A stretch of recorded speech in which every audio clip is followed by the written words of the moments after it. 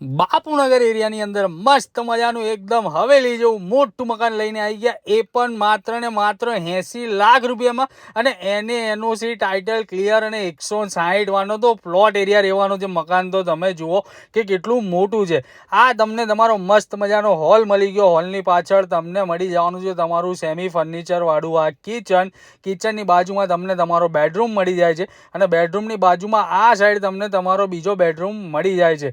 બહાર નીકળતા જ તમને એકદમ મોટો વિશાળ એવો સ્પેસ પણ જોવા મળી જવાનો છે. ત્યાં તમે મસ્ત મજાનું પાર્કિંગ, ગાર્ડન, સિટિંગ એરેન્જમેન્ટ બધું જ સેટ કરી શકો છો.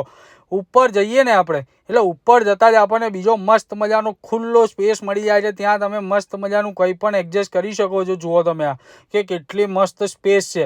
ત્યાંથી આગળ વધીએ ને એટલે આ બાજુ તમને ફરીથી તમારો મળી જશે હોલની સાઇઝ પણ તમને ઉપર પણ મોટી મળી રહેવાની છે.